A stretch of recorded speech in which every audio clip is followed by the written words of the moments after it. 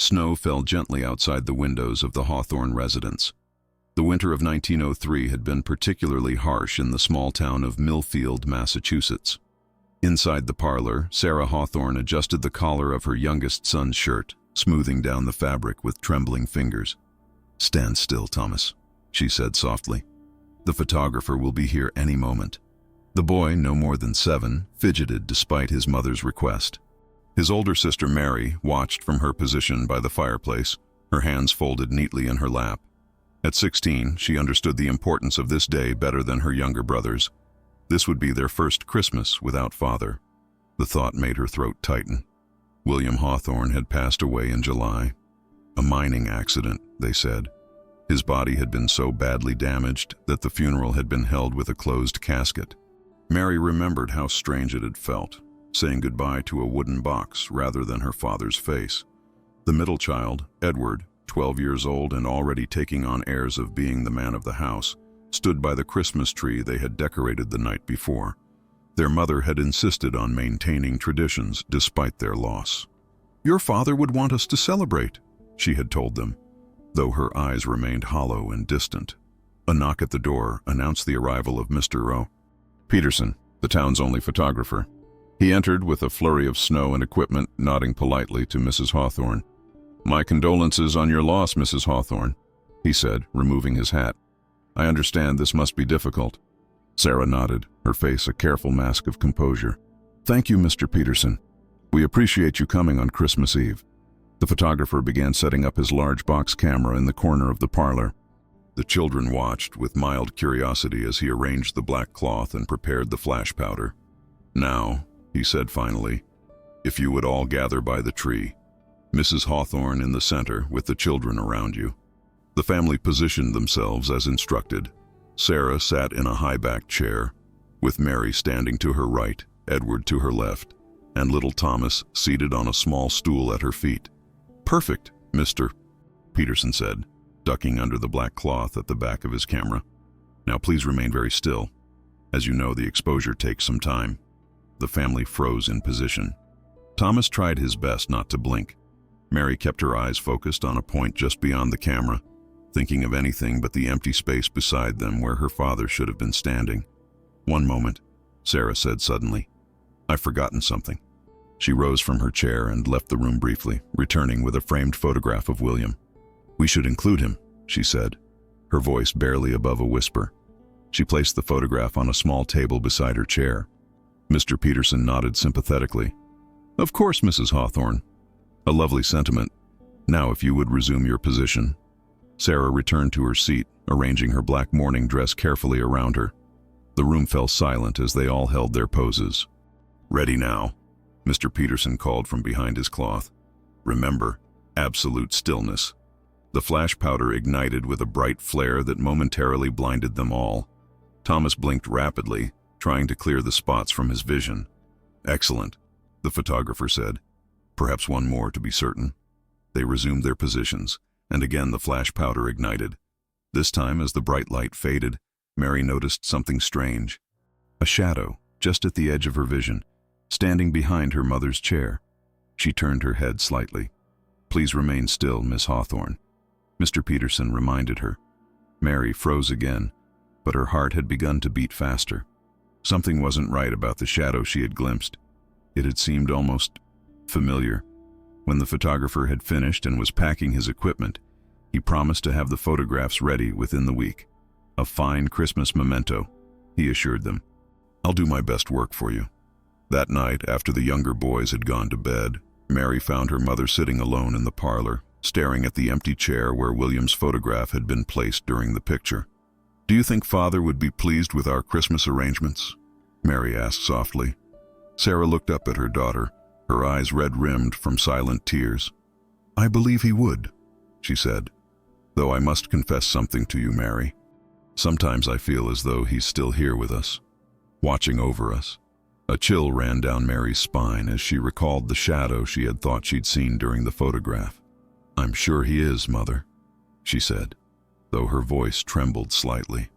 On Christmas morning, the family exchanged modest gifts. Sarah had done her best to maintain the holiday spirit for the children's sake. but William's absence hung over them like a shroud. Thomas opened his presents with childish delight, temporarily forgetting his grief, while Edward unwrapped his gifts with a solemn dignity that seemed beyond his years. Mary received a beautiful leather-bound journal from her mother. "To write down your thoughts," Sarah explained. "Sometimes it helps to put our feelings on paper when they become too heavy to carry." That night, Mary began writing in her new journal, recording the events of their strange Christmas day. As her pen moved across the paper, she found herself describing the shadow she had glimpsed during the photograph. Writing it down made it seem both more real and more foolish at the same time. 3 days after Christmas, Mr. Peterson arrived with the photographs. Sarah invited him in from the cold, offering him tea, which he politely declined. "I must say, Mrs. Hawthorne," he began hesitantly, "these photographs, they're quite unusual." Sarah's face tensed. "Unusual? In what way?" The photographer handed her a large envelope containing the prints. "Perhaps you should see for yourself." Mary watched as her mother opened the envelope with trembling fingers and withdrew the photographs. Sarah gasped, her hand flying to her mouth. The print slipped from her fingers and fluttered to the floor. Mary quickly retrieved it, turning it over to see what had shocked her mother so. The blood drained from her face as she stared at the image. There they were, arranged exactly as they had been on Christmas Eve. Sarah in her chair, Mary and Edward standing beside her, and Thomas seated at her feet. But behind them, standing with one hand resting on Sarah's shoulder, was the unmistakable figure of William Hawthorne.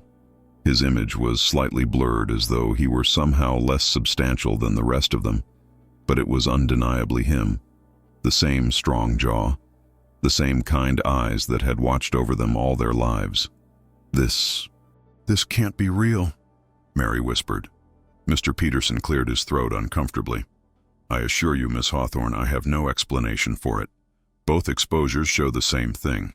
I've checked my equipment thoroughly. There was no double exposure, no trick of the light. I'm not one to believe in spirits, but..." He trailed off, unable to offer any rational explanation. Sarah had gone very pale, but there was a strange light in her eyes. "Thank you, Mr. Peterson," she said quietly. "How much do I owe you for these?" The photographer shook his head. "Nothing, Mrs. Hawthorne. Consider it a gift." He seemed eager to leave, gathering his hat and coat with unusual haste. After he had gone, Sarah sat staring at the photograph for a long time. Mary and Edward looked over her shoulders, while Thomas, too young to fully comprehend the impossibility of what they were seeing, simply pointed and said, "Look, it's Father." "It's a trick," Edward declared, though his voice quavered. "It must be." Sarah touched the image of her husband's face with a fingertip. "No," she said softly. "It's not a trick. William has come back to us. He wanted to be in our Christmas portrait." Mary felt a cold knot of dread forming in her stomach. She had always been the practical one in the family, the one who questioned and sought logical explanations. But the shadow she had glimpsed during the photograph session, had it truly been her father?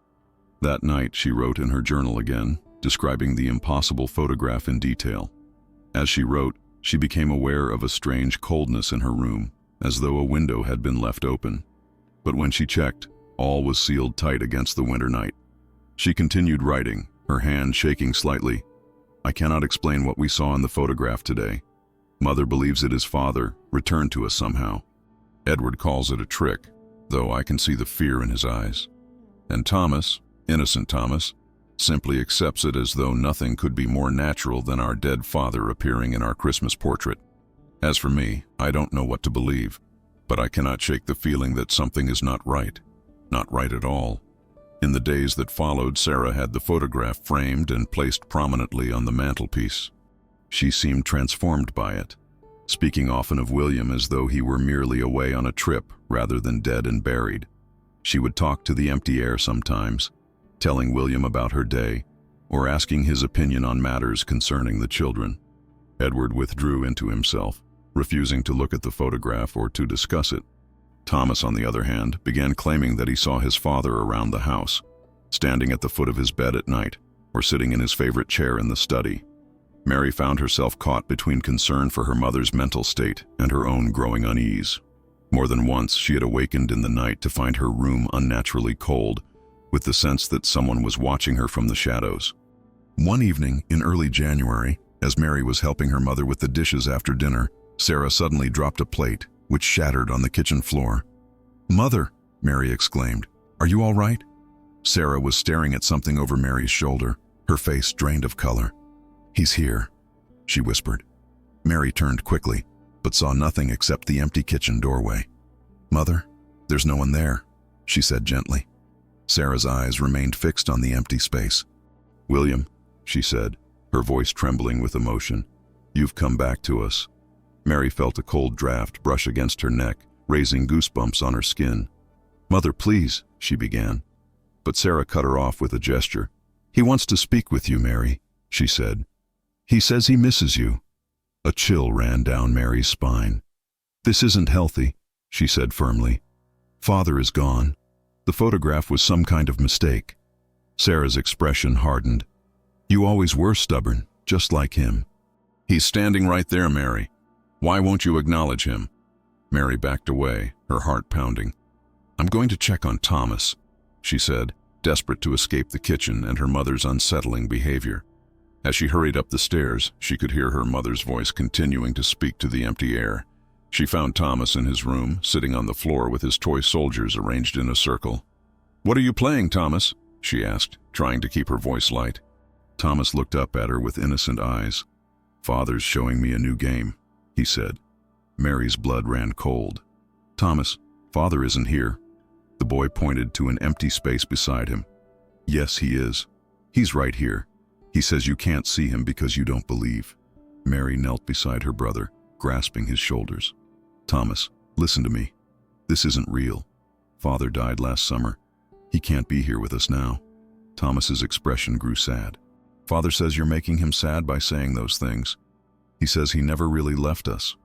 Mary felt tears stinging her eyes. "Thomas, please stop this. It's not good for you or for Mother to pretend that Father is still here." "But I'm not pretending," Thomas insisted. "And neither is Mother. Only you and Edward are pretending that you can't see him." Unable to bear any more, Mary fled to her room, closing the door firmly behind her. She leaned against it, breathing heavily, trying to make sense of what was happening to her family. Was grief driving them all to madness? Or was something else at work here? Something darker and more inexplicable. She took out her journal and began to write frantically. "I fear for my mother's sanity and for Thomas's. They both claim to see Father around the house, to speak with him as though he were still alive. Edward has withdrawn completely, refusing to discuss any of it. And I feel as though I'm the only one who sees how wrong this all is. And yet I cannot deny the photograph. I cannot explain how Father's image appeared behind us. And sometimes, in the darkest hours of the night, I feel a presence in my room, watching me. And I wonder if perhaps I am the one who is blind to the truth." That night, Mary had trouble falling asleep. The wind howled outside her window, and the old house creaked and settled in ways that seemed more ominous than usual. When she finally did drift off, her sleep was troubled by strange dreams. She dreamed she was standing in the parlor, watching as Mr. Peterson set up his camera for their Christmas photograph.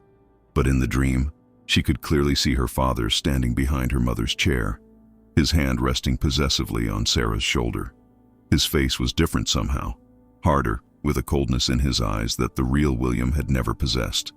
As the flash powder ignited in her dream, her father turned his head to look directly at her and smiled a smile that contained no warmth or love. Mary tried to scream, but no sound would come. She awoke with a start, her nightgown damp with sweat despite the coldness of her room. For a moment she lay perfectly still, listening to the sounds of the house. Somewhere a door creaked open slowly. Footsteps moved down the hallway outside her room, heavy footsteps that couldn't belong to her mother or brothers. Mary's heart began to race. She watched in terror as her doorknob turned slowly, the door opening just a crack. Cold air rushed into the room, bringing with it a strange smell, like damp earth and something metallic. Mary wanted to scream, to call out for her mother, but fear had frozen her voice in her throat. The door opened wider, revealing only darkness beyond. And then, as Mary watched in horror, a figure began to take shape in that darkness, the silhouette of a man, tall and broad-shouldered like her father had been. "Mary," a voice whispered, so faint it might have been just the wind. Why do you deny me?" With a surge of terror-fueled strength, Mary found her voice at last. "You're not my father," she cried out. "My father is dead." The figure seemed to grow larger, filling the doorway. "Am I?" the voice asked, stronger now, and somehow wrong, as though something else were using her father's voice, an ill-fitting disguise. "Then who appeared in your Christmas portrait?" Light suddenly flooded the hallway as Sarah appeared, holding a lamp. "Mary, who are you shouting at?" she asked, peering into the room. The figure was gone, if it had ever been there at all. Mary sat up in bed, trembling. I had a nightmare," she said. Sarah entered the room, setting the lamp on the bedside table. She sat on the edge of Mary's bed, stroking her daughter's hair as she had when Mary was a child. "Was it about your father?" she asked gently. Mary hesitated, then nodded. "Mother, I'm worried about you, and about Thomas. This belief that Father is still here with us." Sarah's hand stilled. "He is here, Mary. I know it's difficult to accept, but he has found a way to return to us. The photograph proves it." "But it's not possible," Mary insisted. "The dead don't come back."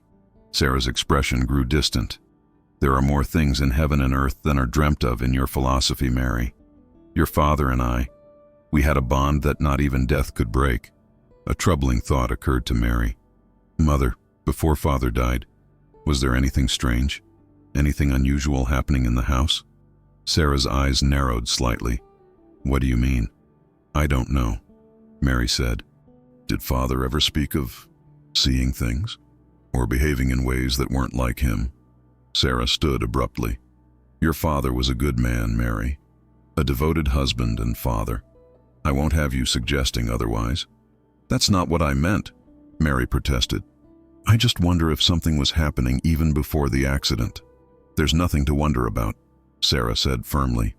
"Your father died in that mining accident, and now by some miracle his spirit has returned to us. Instead of questioning it, you should be grateful." She leaned down and kissed Mary's forehead. "Try to get some sleep. Things will seem clearer in the morning." After her mother left, Mary lay awake for a long time, staring at the shadows in her room. Something wasn't right.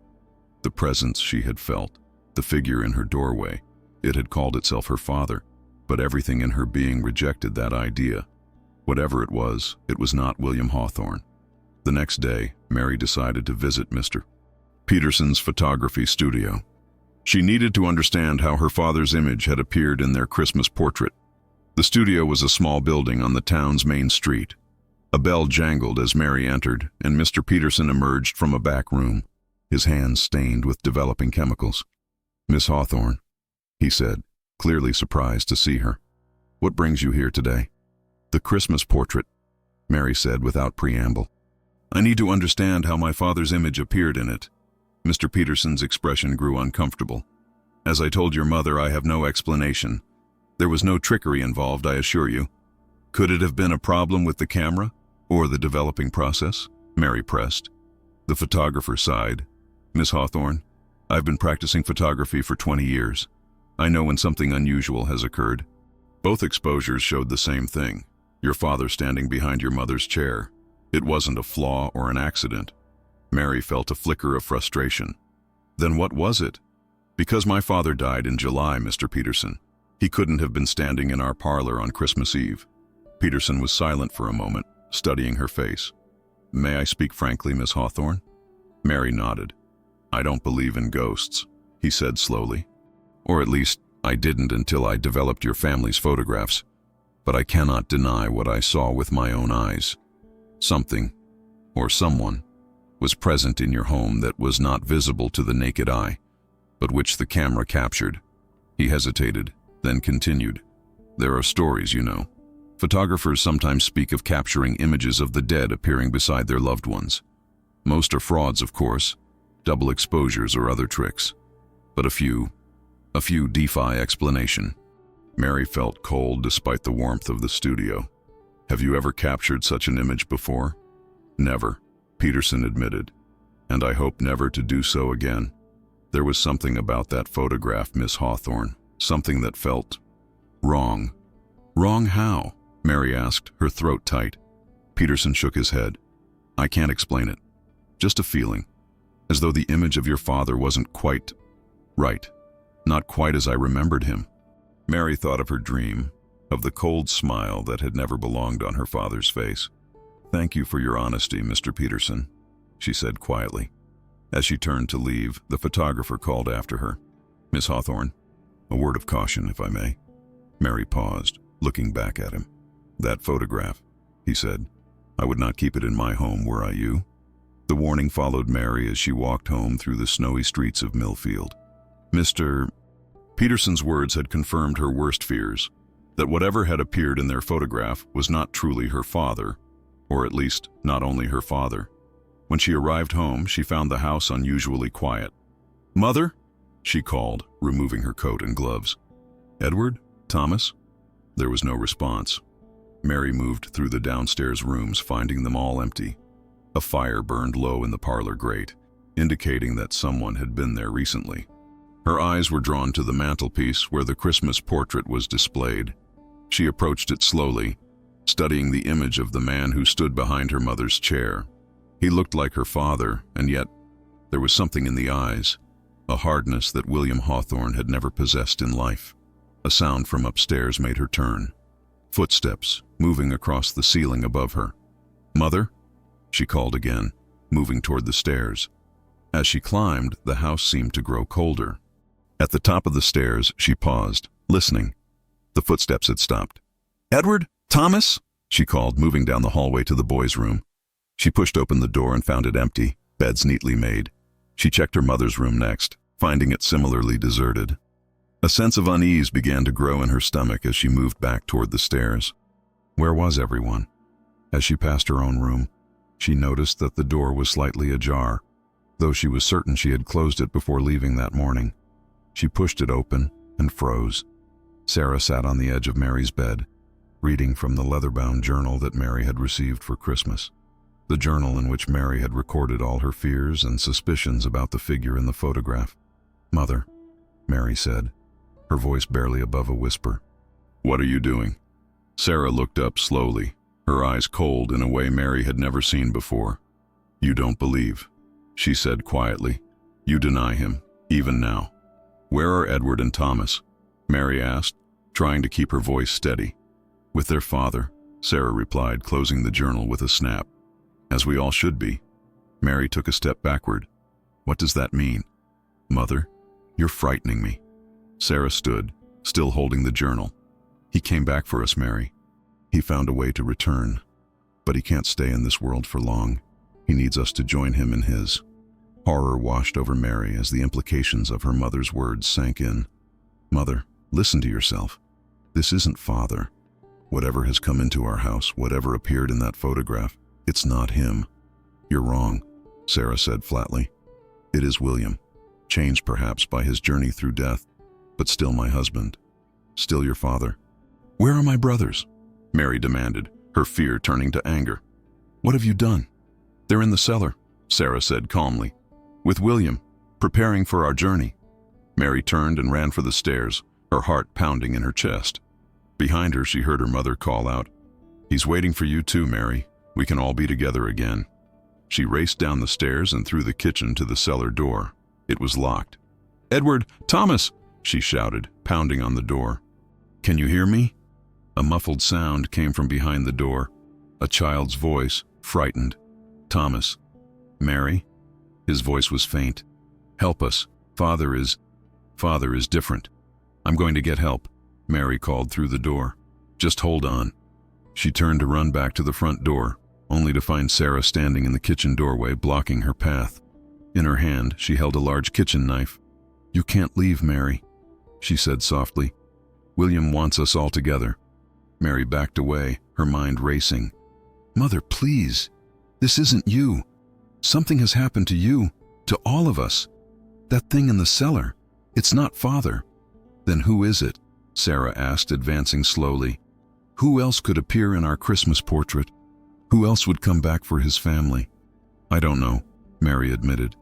"But the real Father would never frighten Thomas, would never lock his own sons in the cellar."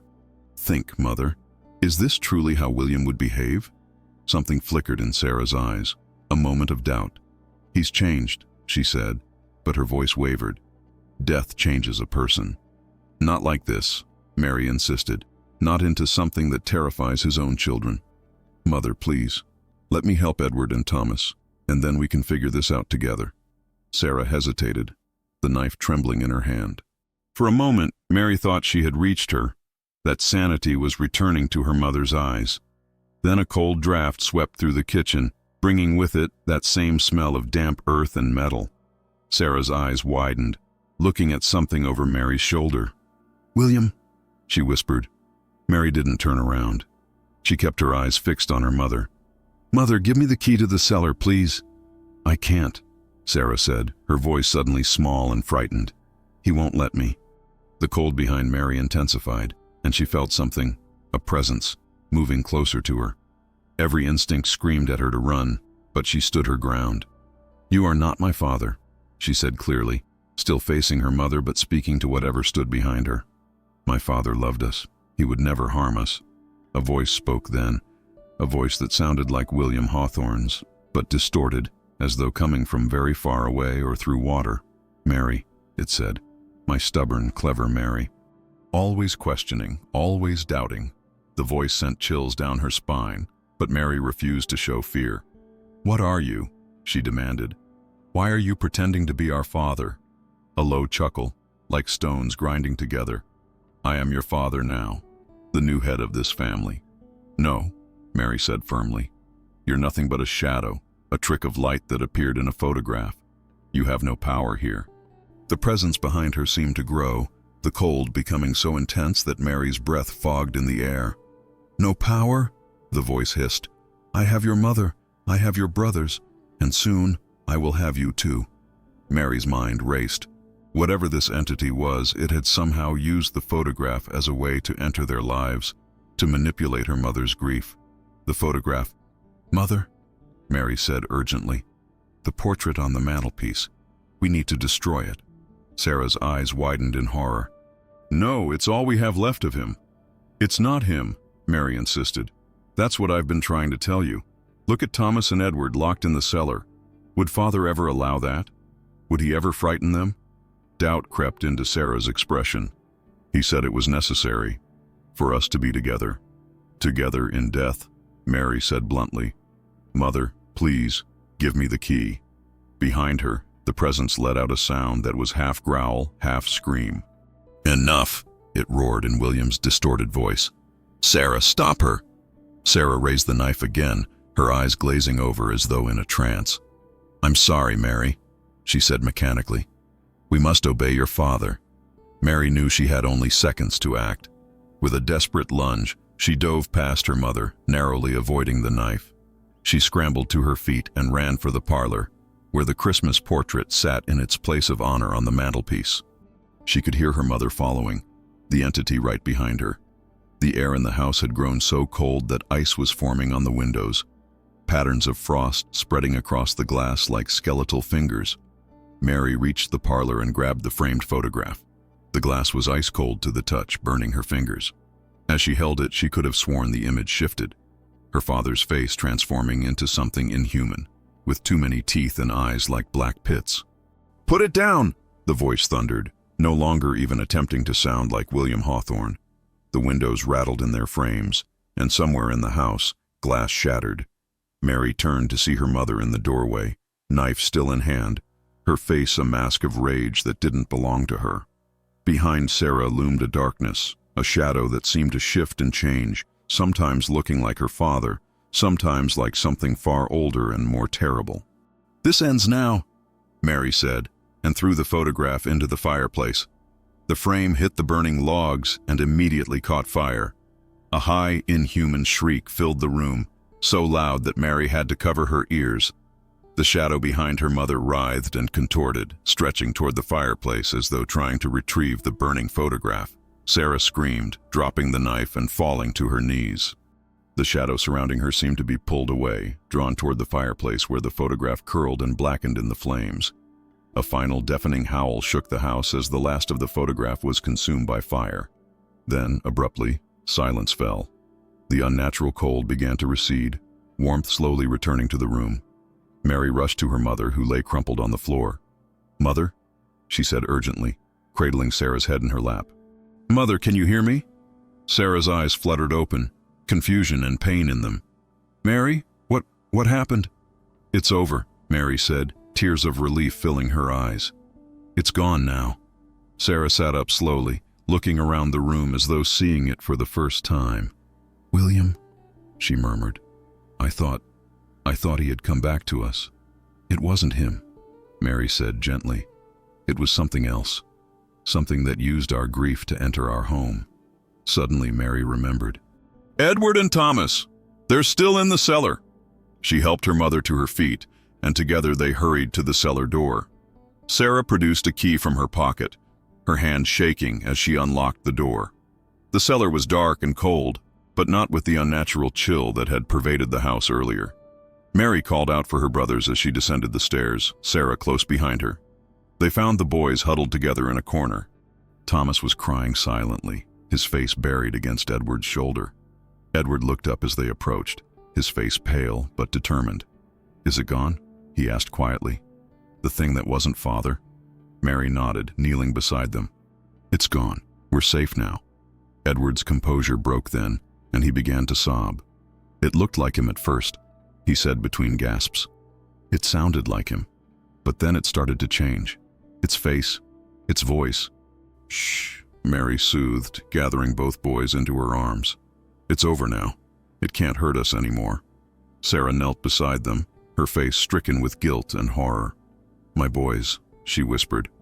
"What have I done? How could I have believed?" "It wasn't your fault, Mother," Mary said firmly. "It used your grief, all of our grief. It found a way in through that photograph." Later, after the boys had been put to bed, Mary sat with her mother in the kitchen. The house felt different now, lighter somehow, as though a weight had been lifted from it. "I should have known," Sarah said, staring into her cup of tea. "William would never have wanted to harm his own children. But I was so desperate to believe he had come back to us." "We all wanted to believe it," Mary said gently. "Even I couldn't explain how he appeared in that photograph." Sarah looked up at her daughter with tired eyes. "What was it, do you think? What kind of creature could do such a thing?" Mary shook her head. "I don't know. Mr. Peterson mentioned stories of spirits appearing in photographs. Perhaps there are things that can use images as doorways, that feed on grief and longing." "How did you know?" Sarah asked. "How did you know it wasn't truly William?" Mary thought about it for a moment. "Because Father loved us," she said simply. "Whatever that thing was, it didn't know how to love. It could only pretend, and poorly at that." Sarah reached across the table and took her daughter's hand. "Thank you," she said, "for saving us all." That night, Mary wrote one final entry in her journal. "The photograph is gone, burned to ashes, and with it whatever entity had attempted to claim our family. Mother is herself again, though racked with guilt over what happened. The boys are shaken, but recovering. As for me, I find myself watching the shadows more carefully now, listening for footsteps in the night. I wonder if we will ever know what it truly was, that thing that came to us through the Christmas portrait. Perhaps it was a demon that feeds on grief. Perhaps it was something older still, something that has always waited in the spaces between life and death, looking for ways to cross over. One thing I know for certain, it was not my father." William Hawthorne died in July of 1903, and whatever appeared in our Christmas photograph was merely wearing his face, like a mask that didn't quite fit. Tomorrow, I will ask Mother to remove all photographs from the house, at least for a time. I do not think I could bear to see another familiar face looking back at me from the paper, knowing what might be hiding behind those eyes. Father is gone, and we must accept that. The dead do not return to us, no matter how desperately we wish they would, and anything that claims otherwise is not to be trusted. I will always miss him, but I will remember him as he truly was. Kind, loving, and human, not as the cold presence that tried to claim us all. Some doors once opened are difficult to close again, but I believe we have closed this one for good." Mary closed her journal and set it aside. Through her window, she could see the winter stars shining clearly in the night sky. The moon cast silver light across the snow-covered yard, creating shadows that shifted and moved with the wind. For a moment, She thought she saw a figure standing beneath the old oak tree, tall and broad-shouldered, like her father had been. Then the wind gusted, blowing snow into the air, and when it settled, there was nothing there. Mary drew the curtains and turned away from the window. Whatever had come into their lives through that Christmas portrait was gone now, banished back to whatever dark place it had come from. Her family would heal in time. The grief would remain, but the horror was over, or so she told herself as she climbed into bed, pulling the covers tight around her. A week passed, then two. January turned cold and bitter, with snowstorms that kept the Hawthorne family mostly indoors. The strange events surrounding the Christmas portrait began to feel distant, like a shared nightmare they were all slowly waking from. Sarah seemed to be recovering her strength and clarity of mind. She spoke of William less frequently now, and when she did, it was with a gentle sadness rather than the desperate longing that had consumed her before. The boys, too, were returning to their normal selves. Thomas no longer claimed to see his father around the house, and Edward had emerged from his shell of silent fear. Only Mary remained watchful, unable to fully shake the feeling that something wasn't quite right. She had taken to checking the locks on the doors and windows each night before bed, a habit that earned her teasing from Edward, but which she couldn't bring herself to abandon. One evening in late January, as a particularly fierce blizzard raged outside, Mary was helping Thomas with his bedtime routine when he said something that made her blood run cold. "Mary," he said as she tucked the blankets around him, "do you think Father is angry that we burned his picture?" Mary froze, her hand still gripping the edge of his blanket.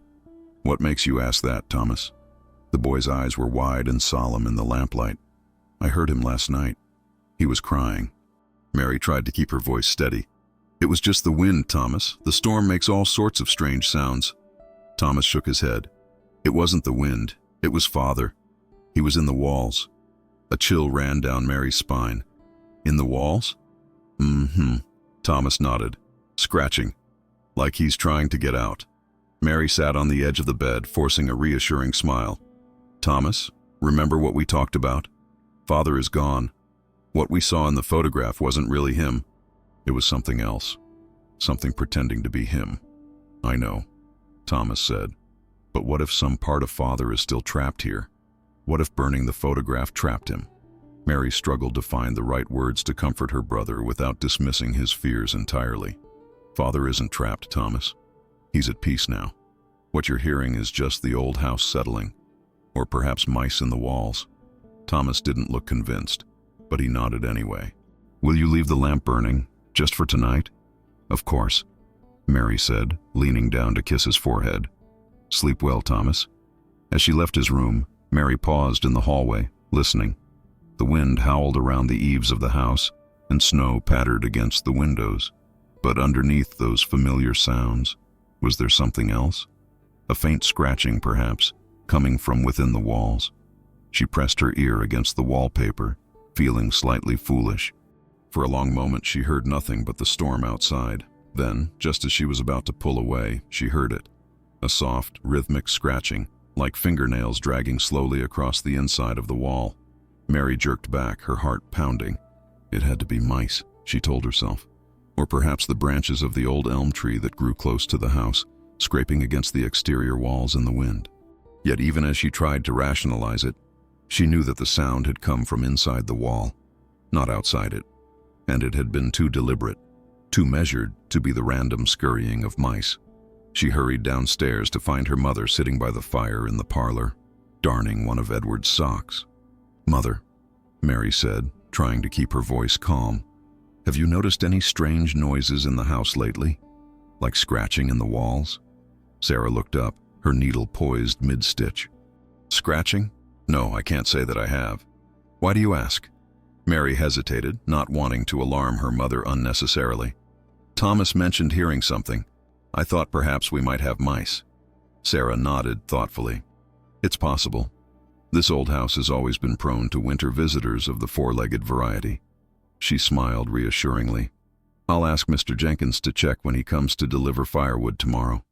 Mary returned the smile, though it didn't reach her eyes. "Yes, that would be good. Thank you, Mother." That night, Mary lay awake in her bed, listening. The storm had grown fiercer, wind shrieking around the house like a living thing. She had almost convinced herself that Thomas's imagination had simply run wild, that the scratching had been nothing more than the storm playing tricks on their ears. Then she heard it again, faint but unmistakable. Scratch, scratch, scratch. A pause, then scratch, scratch, scratch again. It seemed to be coming from the wall that her room shared with her mother's.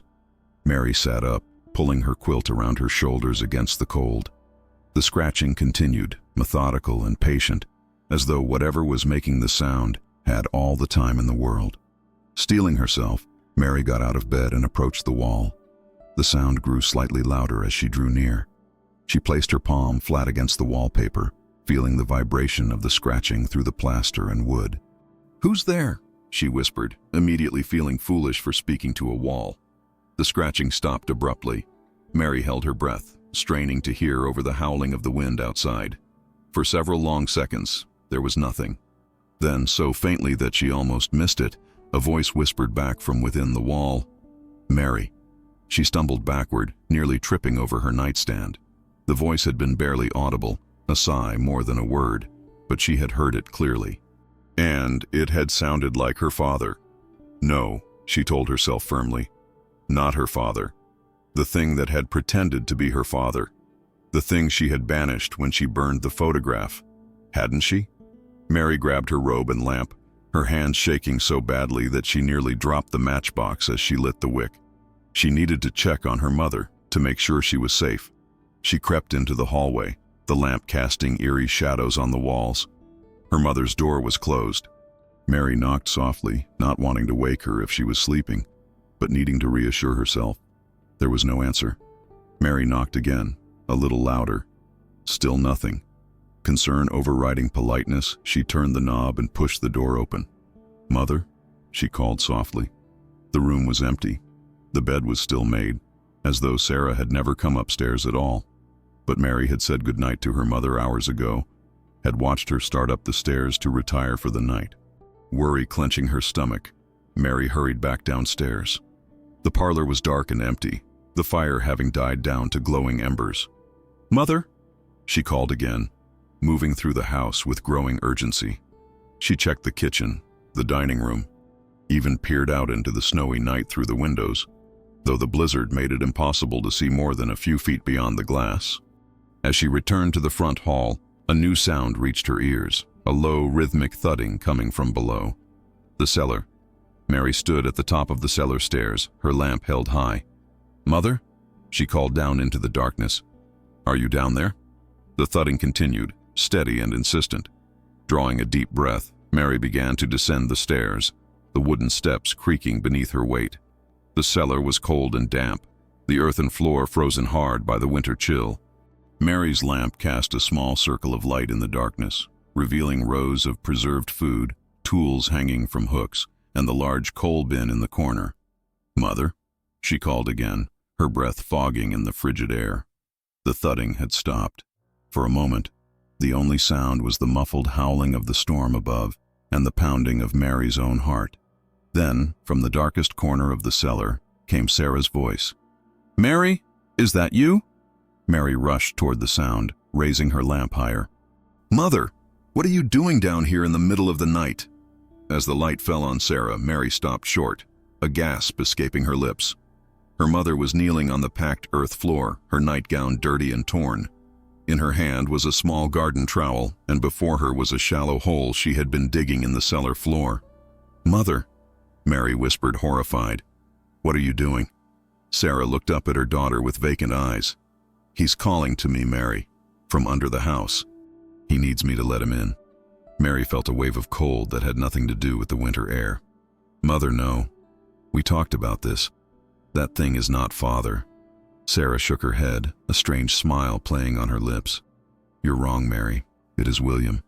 He never left us, and now he wants to come home." Mary set her lamp down carefully and knelt beside her mother, gently taking the trowel from her unresisting hand. "Mother, listen to me. Whatever you're hearing, it's not Father. We destroyed the photograph. We broke its connection to our home. The photograph was just the beginning," Sarah said, her voice dreamy and distant. "He has other ways to reach us. through the walls, through the earth. She gestured to the hole she had been digging. "He's down there, Mary. Just a little deeper, and I can touch him again." Mary fought back tears as she helped her mother to her feet. "Come upstairs, Mother. It's freezing down here. You'll catch your death." Sarah allowed herself to be led toward the stairs. But as they reached the bottom step, she suddenly stiffened. "Do you hear that?" she whispered. Mary listened. At first, she heard nothing beyond the creaking of the old house and the storm outside. Then she caught it, a faint scratching sound, coming from the hole Sarah had been digging. "We have to go, Mother," Mary said urgently, pulling Sarah toward the stairs. "Now." They had just reached the top of the stairs when a loud crack sounded from the cellar below, like breaking wood or perhaps frozen earth splitting apart. It was followed by a rush of cold air that extinguished Mary's lamp, plunging them into darkness. "He's coming," Sarah whispered, her voice a mixture of terror and exultation. "William is coming back to us." Mary didn't wait to hear more. She pulled her mother into the kitchen and slammed the cellar door shut, throwing the bolt into place. "Edward!" she shouted, running to the foot of the stairs. "Thomas, wake up!" She heard movement above as her brothers were roused from sleep. Edward appeared at the top of the stairs, rubbing his eyes. "Mary, what's happening?" "Get Thomas," Mary called up to him. "We need to leave the house, now." Edward didn't question her, turning immediately to fetch their youngest brother. Mary returned to the kitchen to find Sarah standing by the cellar door, her hand on the bolt. "Mother, no!" Mary cried, rushing forward to stop her. Sarah turned to her daughter, tears streaming down her face. "He'll be angry if we leave, Mary. He'll follow us. He'll never let us go." A tremendous bang came from the other side of the cellar door, as though something large had slammed against it. The door shuddered in its frame. "That is not Father," Mary said firmly, pulling her mother away from the door. "Father would want us to be safe, to get away from whatever that thing is." Another bang, louder this time. The wood of the door began to splinter. Edward appeared with a sleepy Thomas in tow, both boys wrapped hastily in coats and scarves. "Mary, what's going on?" Edward demanded, his eyes wide with fear as he took in the scene. His mother in her torn nightgown, the cellar door shuddering under some unseen force.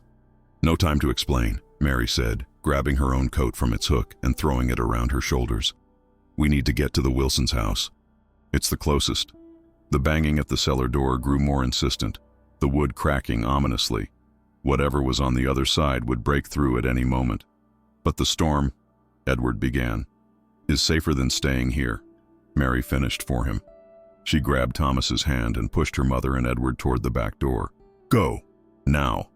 They stumbled out into the howling blizzard, the wind immediately cutting through their hastily donned clothing.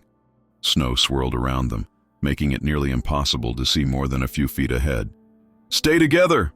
Mary shouted over the wind, gripping Thomas's hand tightly. "Hold on to each other." They formed a chain, Mary leading with Thomas's hand in hers, Edward holding on to Thomas, and Sarah at the rear, Edward's free hand clenched around her wrist. Slowly, they began to make their way through the deep snow toward the road that would take them to the Wilsons' farm. The cold was bitter, the wind driving snow and ice into their faces. Thomas stumbled several times, and Mary had to stop to lift him up. Behind them, Sarah kept looking back at their house, now just a dark shape in the swirling white. "He'll follow us," she said, her voice nearly lost in the howling of the wind. "He'll find us wherever we go." "Keep moving, Mother," Mary urged, pulling them all forward. They had made it perhaps halfway to the road when Mary heard it, a sound that cut through the noise of the storm, a long, unearthly wail coming from the direction of their house. It rose and fell like the cry of some enormous beast filled with rage and hunger. "What was that?" Edward gasped, his face pale with terror. "Don't look back," Mary ordered. "Just keep moving." But Sarah had already turned. "William," she whispered, and to Mary's horror, she pulled her hand free from Edward's grasp. "Mother, no!" Mary screamed, but it was too late. Sarah had already started running back toward the house, a dark silhouette quickly disappearing into the swirling snow. Mary stood frozen, torn between going after her mother and protecting her brothers. The decision was made for her when Thomas began to sob, clinging to her leg in terror. "Edward," she said, her voice breaking. "Take Thomas to the Wilsons. Don't stop for anything. I have to go back for Mother." Edward's face was a mask of fear and determination. "I should go with you." "No," Mary said firmly. "Thomas needs you. Go now. I'll find Mother and follow as soon as I can." After a moment's hesitation, Edward nodded. He took Thomas's hand from Mary's and pulled the crying boy close. "We'll get help," he promised, and then they were moving again, two small figures gradually swallowed by the storm.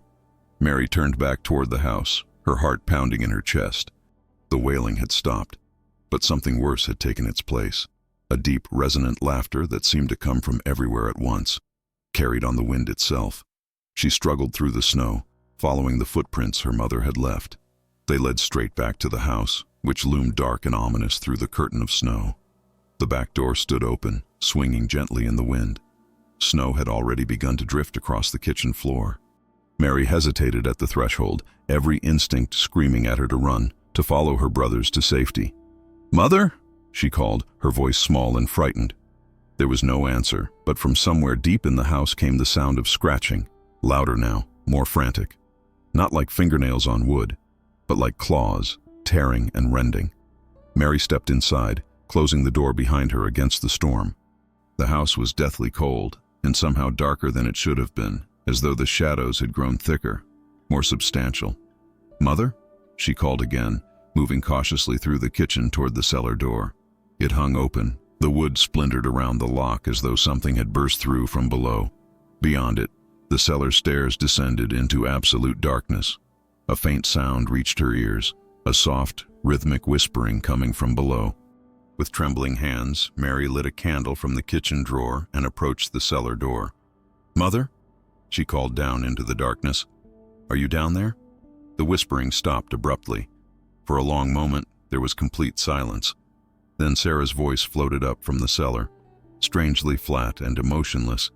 "Come down, Mary. Your father wants to see you." Mary's grip tightened on the candle. "That's not Father, Mother. Please come upstairs. We need to leave." "He's been waiting so long," Sarah continued as though Mary hadn't spoken. "Trapped between worlds. The photograph let him reach out to us, but now he needs more. He needs a door." "Whatever is down there with you," Mary said, her voice shaking. "It is not William Hawthorne. Please, Mother, come upstairs now." A different voice answered her, a low grinding sound that resembled her father's voice only in the most superficial way, like a poorly made copy. "Mary," it rumbled. "My stubborn Mary. Always questioning, always doubting. Come down and see for yourself.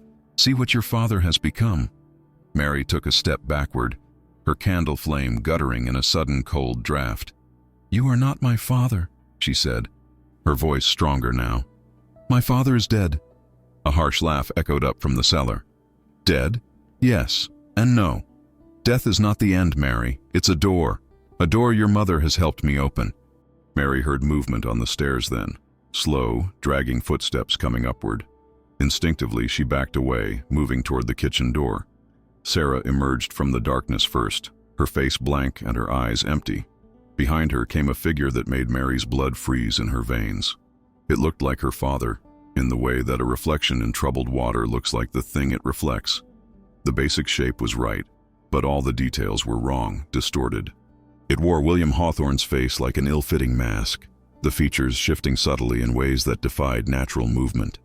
Its body seemed too long, the limbs bending at odd angles as it pulled itself up the last few stairs. "Hello, daughter," it said, William's mouth stretching into a smile that was far too wide. "Aren't you happy to see me?" Mary backed away, her candle held before her like a talisman. "You're not my father," she said again, though her voice trembled. "What are you?" The thing cocked its head at an impossible angle, studying her. "I am what waits in the spaces between," it said. "I am what listens when you speak to your dead. I am what answers when you call out in grief." It took a step toward her, its movements jerky and uncoordinated, as though it was still learning how to use its new form. Sarah moved with it, like a puppet on strings. "Your mother invited me in," it continued. Through her tears, through her refusal to let go. "The photograph was just the beginning, a window through which I could look. But now, thanks to her, I have a door. It gestured toward the cellar. A door I dug up from below. A door that has been waiting in the earth beneath this house for a very long time. Mary's mind raced. The hole her mother had been digging in the cellar floor. "What do you want?" she asked, trying to keep it talking as she edged toward the back door. The thing smiled again, William's face stretching unnaturally. "What all of my kind want, Mary. A family, a home, bodies to wear when we walk in your world. And my father. What happened to him?" The creature's expression shifted, becoming almost thoughtful. "He fought me. Even as I wore his face in your photograph, he fought me. Such a strong soul. It was delicious." Revulsion and rage washed over Mary. "You're feeding on him, on his memory, on all of you," the thing corrected. "On your grief, on your longing, on your refusal to let go." It looked at Sarah with something like fondness. "Your mother was particularly nourishing, so much pain, so much denial." Mary had reached the back door now. Her hand found the knob behind her. "Let my mother go," she demanded. The creature laughed, the sound like breaking glass. "She doesn't want to be let go, Mary. She wants to be with her husband, and now she will be. Forever."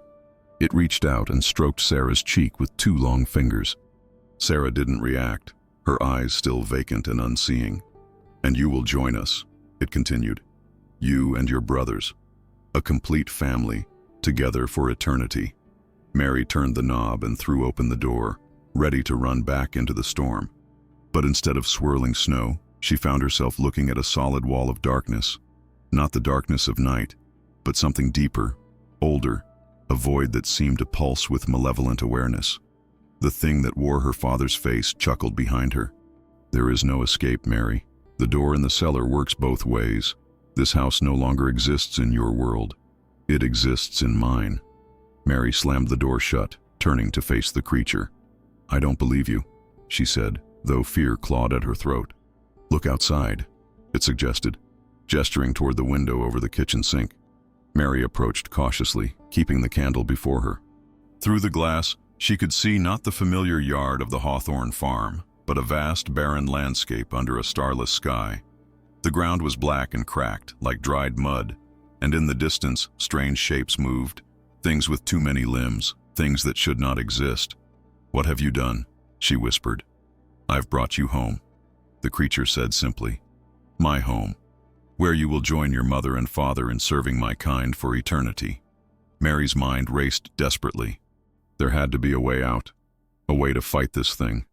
The photograph had been a window, it had said, a way for it to look into their world. And the hole in the cellar had been a door that could be closed. "Edward and Thomas got away," she said, stalling for time. "They're beyond your reach." The creature's smile faltered slightly. "For now. But they will return for you and their mother. And when they do, they will join us as well." Mary knew then what she had to do.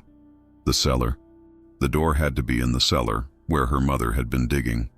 If she could find it, perhaps she could close it somehow.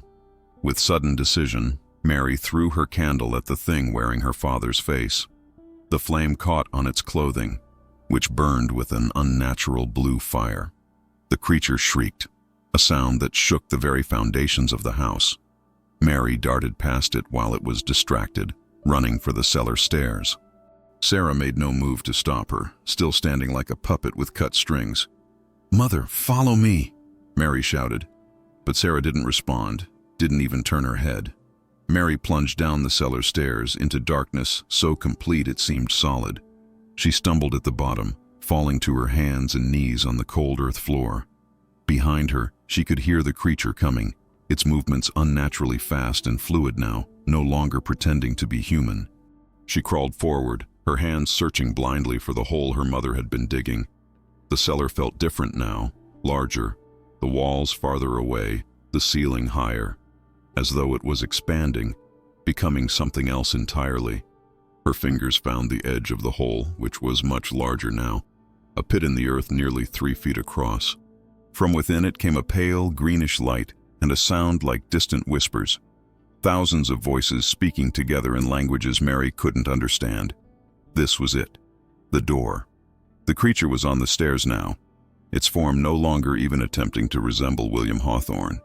In the dim light from the pit, Mary could see it for what it truly was, a thing of shadows and angles that hurt the eye to look upon directly. "You cannot close the door, Mary," it said, its voice no longer human at all, but a chorus of discordant sounds. "It has been open too long. The way between worlds is established." Mary looked desperately around the cellar for something, anything that might help her. Her eyes fell on the coal bin in the corner, and beside it a small pile of dirt, the earth her mother had removed from the hole, the earth that had sealed the door before it was opened. Mary lunged for the pile, gathering handfuls of the cold, damp soil. The creature saw what she intended and shrieked again, launching itself down the remaining stairs with inhuman speed. "You cannot!" it howled, reaching for her with limbs that stretched and twisted like smoke. Mary threw herself toward the pit, the dirt clutched in her hands. The creature's claws, for they were claws now, not fingers, raked her back, tearing through her nightgown and into the flesh beneath. Pain blazed across her shoulders, but she didn't stop. She reached the edge of the pit and thrust her hands into the greenish light, letting the earth fall into the void below. The effect was immediate and dramatic. The light flickered, dimming momentarily. The whispers rose to a crescendo of angry cries. The creature behind her howled in rage and pain, as though the dirt had somehow wounded it. "More," Mary gasped to herself, crawling back to the pile despite the agony in her back. "Need more." The creature was between her and the dirt now, its form writhing and changing constantly, as though it couldn't decide what shape to take. "I will devour you slowly," it hissed. "Your suffering will last centuries." Mary looked around frantically for another way to get past it.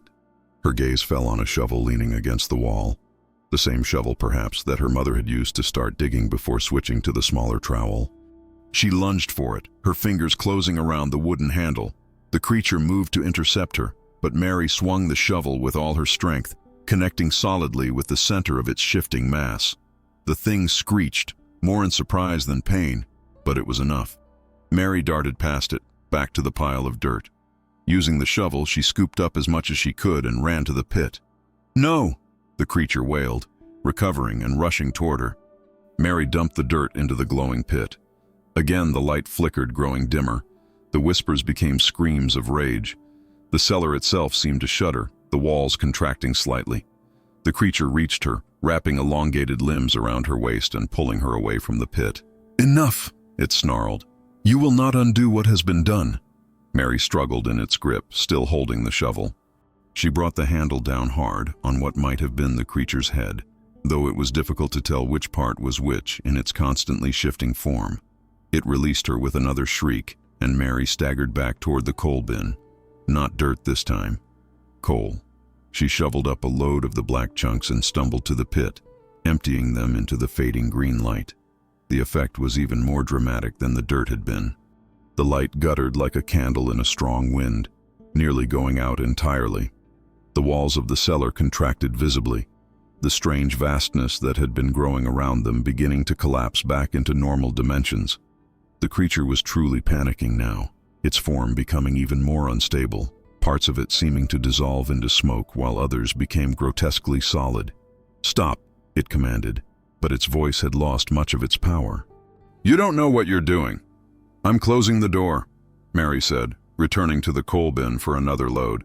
"I'm sending you back where you belong." She dumped more coal into the pit, and more again, working methodically despite the creature's increasingly desperate attempts to stop her.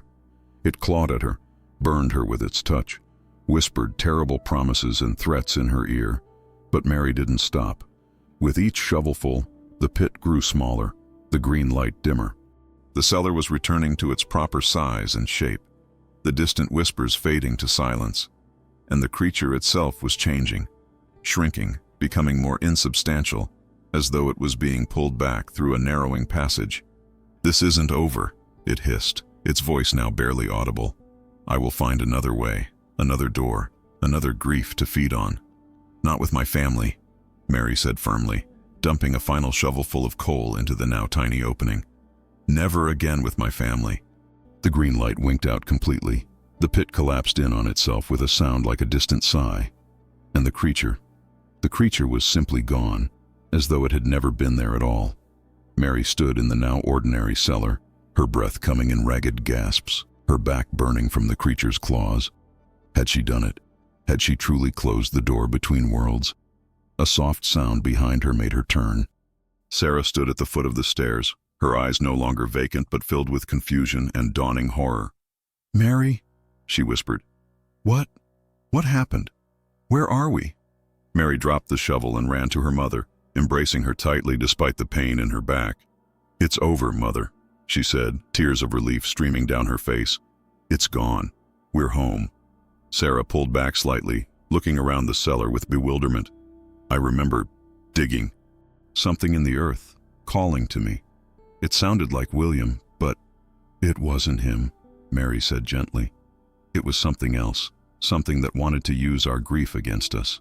But it's gone now. We've sent it back where it belongs." Sarah's face crumpled as the memories returned. "Oh, Mary, what have I done? The boys?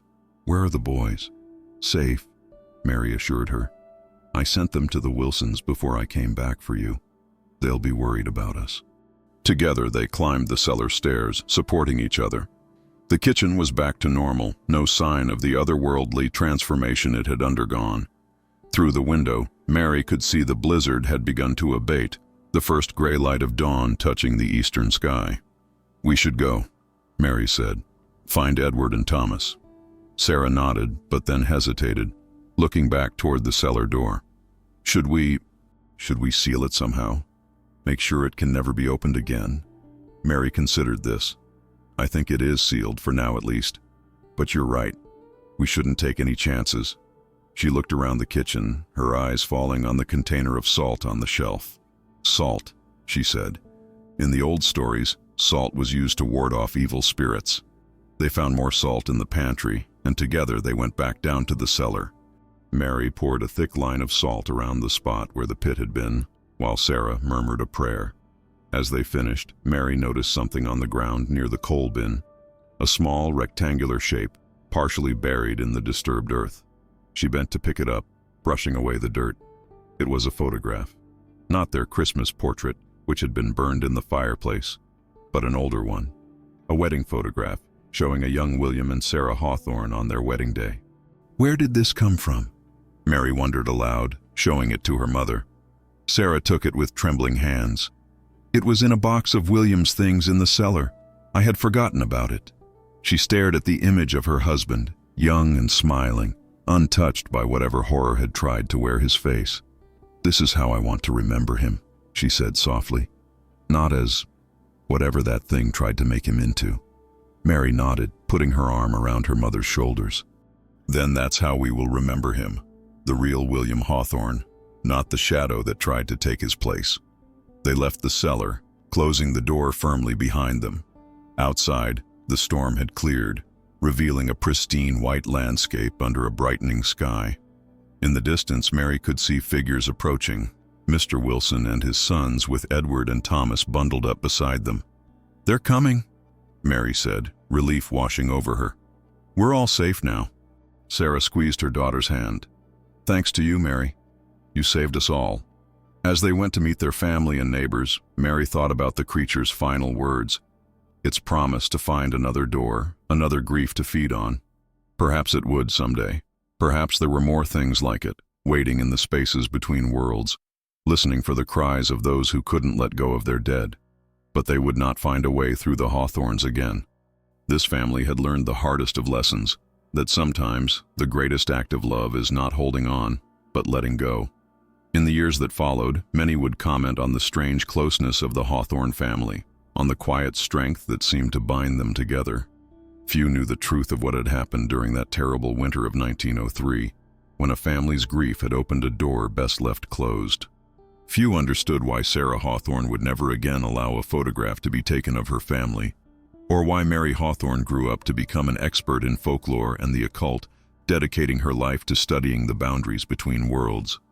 And no one, save the Hawthorns themselves, ever learned the truth about the Christmas portrait of 1903, the one that showed a father who had died that summer, standing behind his family with a smile that wasn't quite human.